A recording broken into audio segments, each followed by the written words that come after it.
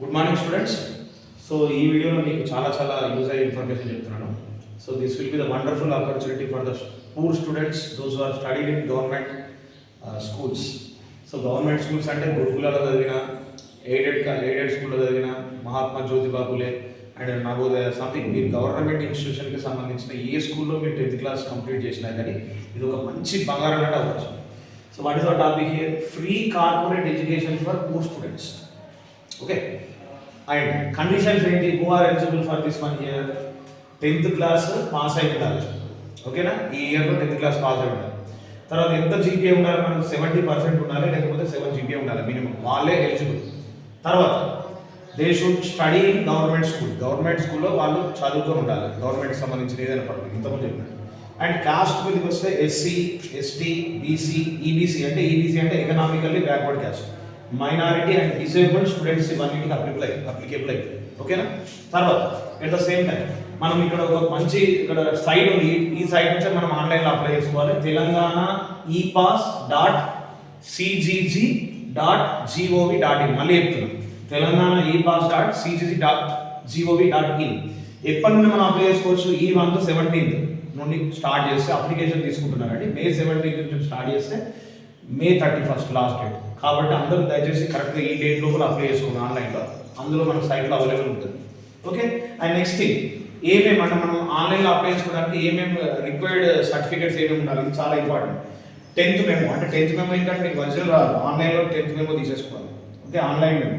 తర్వాత caste certificate, మీకు సంబంధించిన క్యాస్ట్ సర్టిఫికేట్ రీసెంట్గా ఉండాలి. ఇన్కమ్ సర్టిఫికేట్, ఇన్కమ్ అనేది దట్ షుడ్ బి యాన్యువల్, అంటే ఒక 1 yearకి లెస్ దాన్ 2 lakhs ఉండాలి, అదొకటి. తర్వాత బ్యాంక్ పాస్బుక్, ఆ పర్టికులర్ స్టూడెంట్కి సంబంధించిన బ్యాంక్ పాస్బుక్ ఉండాలి. వాళ్ళ ఆధార్ కార్డ్, అది కామన్. తర్వాత రేషన్ కార్డ్ నెంబర్, రేషన్ కార్డ్కి సంబంధించిన డీటెయిల్స్. తర్వాత మీకు వచ్చేసి బోర్నఫైడ్ సర్టిఫికేట్ స్కూల్లో ఇస్తారు, గవర్నమెంట్ స్కూల్లో కూడా బోర్నఫైడ్ సర్టిఫికేట్ ఇస్తారు, అదొకటి. అండ్ టీసీ, ఒక colour passport size photo. So ఇవి ఉండాలి. అండ్ ఇక్కడ మీరు ముఖ్యంగా ఈబీసీ సర్టిఫికేట్ అని చెప్పారు. ఈబీసీ అంటే ఓసీలో కూడా కొంతమంది ఎకనామికల్ బ్యాక్వర్డ్ క్యాస్ట్ ఉంటారు కదా, వాళ్ళకి మనకి ఎంఆర్ ఆఫీస్కి అయితే ఈబీసీ సర్టిఫికేట్ ఉంటుంది, వాళ్ళు కూడా దాంతో వాళ్ళు అప్లై చేసుకోవచ్చు. So this will be the wonderful opportunity.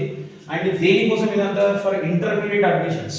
ఈ 10th క్లాస్ కంప్లీట్ అయిన పిల్లలు ఇంటర్మీడియట్ చదివి, అంటే ఇక్కడ కార్పొరేట్ ఎడ్యుకేషన్ సిస్టమ్ ఉంటుంది. కార్పొరేట్ అంటే Narayana, Chaitanya, Trinity, all force, SR college అట్లాంటివి.